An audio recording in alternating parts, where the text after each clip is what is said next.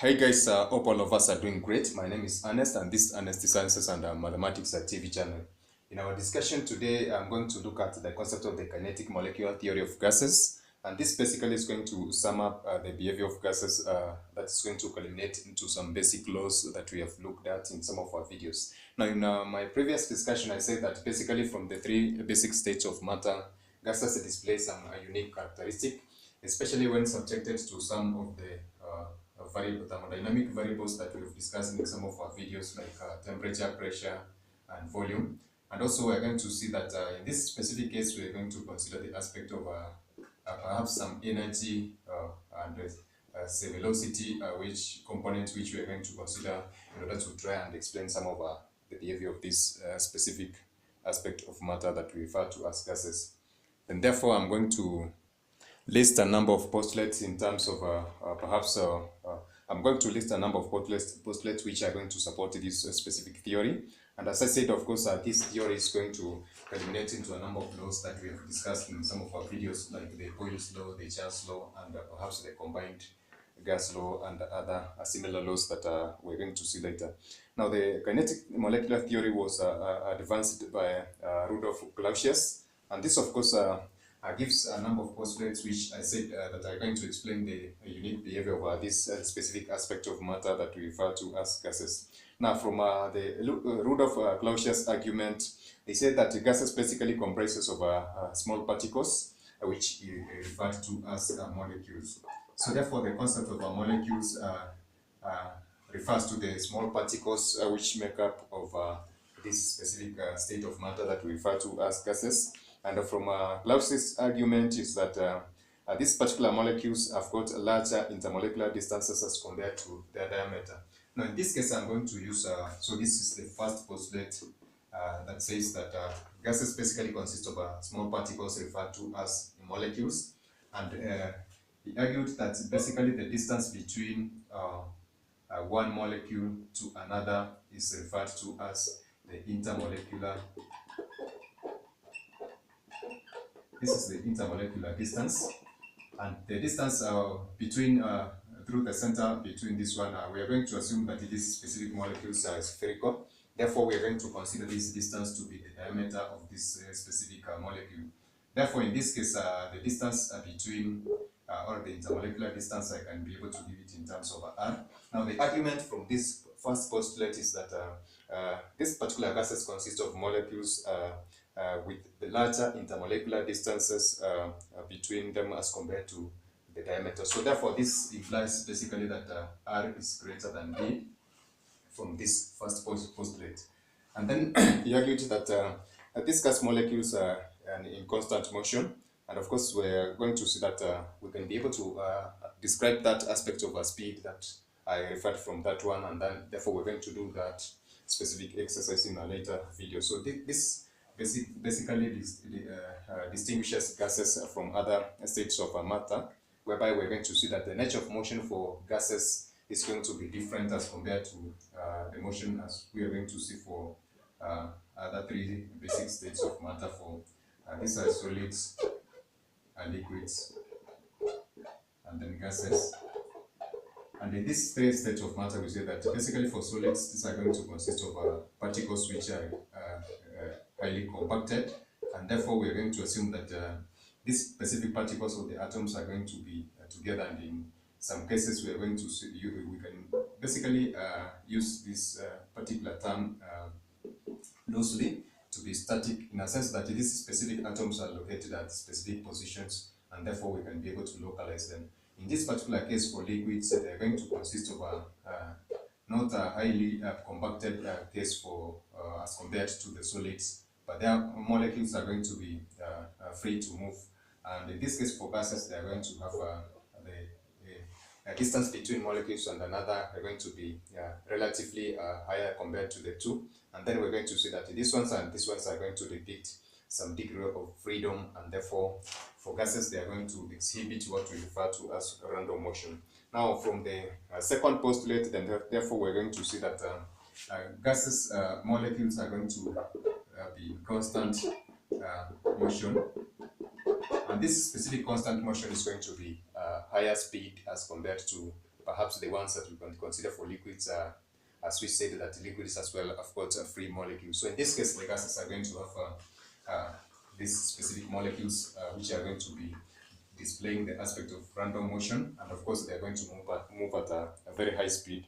And then we're going to see that for gases we can be able to describe the aspect of pressure, whereby the concept of pressure is going to result from the molecules hitting the container in which they are being confined. So in this case, if we have a specific container that is consisting of gas molecules, we have said that from the first postulate, these specific gases are going to consist of molecules, and of course which are going to have larger intermolecular distances compared to their diameter.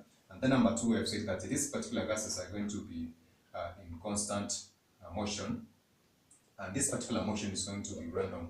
So in this case, at some point, these particular molecules are going to hit against the walls of the container, and this is going to result to the concept of pressure, as I've mentioned in this particular case. And of course, the pressure, as I've said, is going to be resulting from these specific particles hitting the walls of the container. Now, in this case, we're going to, of course, describe this particular aspect of pressure perhaps in a qualitative way, whereby we are going to borrow from some of the discussion we have had on the concept of pressure as the ratio between force and the area on which it is being exerted. So in this case, therefore, the aspect of pressure is going to result from the collisions of molecules hitting the wall of the container, as per the postulate of the kinetic molecular theory of gases, as we have said. And then the postulate number 4 is that there is not going to be attractive forces experienced between the molecules of an ideal gas and the molecules of a container. So in this particular case, therefore, we're going to consider this one as no attractive forces are going to be experienced between the molecules and other adjacent molecules, or the molecules and the walls of the container. So in this case, we can consider the attractive forces from the concept of a point charge, as we have discussed in some of our physical science concepts, or physical science, especially on the distance between charged particles, or attractive forces. So therefore, for an ideal gas, these particular molecules are not going to experience any attractive forces. And then we're going to see that either between a molecule to a molecule, or a molecule to a container, there's not going to be an attractive forces experienced. So that's a fourth postulate that we're going to see being given by this kinetic molecular theory. And then I talked about the concept of kinetic energy. Now for this specific concept of kinetic molecular theory, there is going to be the energy of motion referred to as kinetic energy that can be described from this specific random molecules in motion. And therefore the kinetic energy of these specific gases are going to be described as an aspect, of course, that is proportional to the Kelvin temperature. And of course, we're going to have it being represented as such. So therefore, the kinetic energy of these specific gases under the kinetic molecular theory is going to be proportional to the Kelvin temperature given as such. Therefore, we can give perhaps a summary of this description using this particular assumption that the average kinetic theory of these specific gases is directly proportional to the Kelvin scale temperature given as such. Now, we're going to see this specific aspect being displayed in some of the application, of course, of some of the laws that we're going to come up with. As I said, that this basically theory is going to culminate into some of the gas laws that we're going to see. And of course, we're going to apply the concept from the classical mechanics that we have been describing for kinetic energy, which is a product of mass and the square of velocity given as such. And we're going to consider the mass of a gas from the mole concept, and of course the concept of a volume, as we're going to see later.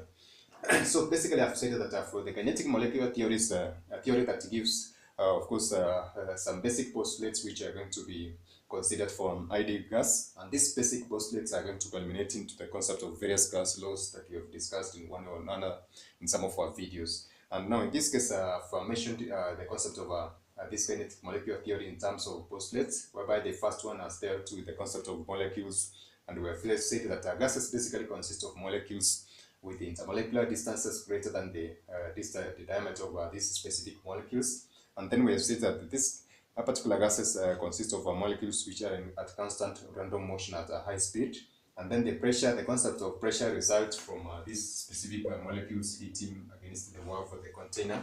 And then therefore for an ideal gas, then it's not going to be attractive forces, of course, between these specific molecules, as we have said. And therefore we're going to see that either between the molecules or the container, there's not going to be any attractive forces as such. And the kinetic energy of these specific gases from the kinetic molecular theory is going to be directly proportional to the Kelvin temperature given as such. And of course, I've said that we're going to borrow from some of the concepts that we have learned from classical mechanics, especially on the description of kinetic energy. So catch us in our next video as we're going to look at other various laws which are going to relate in one way or another to the concept of gases, and therefore they are going to assist us in trying to interpret some of the behavior of gases in various aspects, or rather in some of the areas of its application. So that is it for now, guys. Catch us in our next video. Kindly check our description boxes for various links of other videos which are going to assist us, of course, understand better on this specific concept. So that is it for now, guys. By God bless you. Catch us in our next video.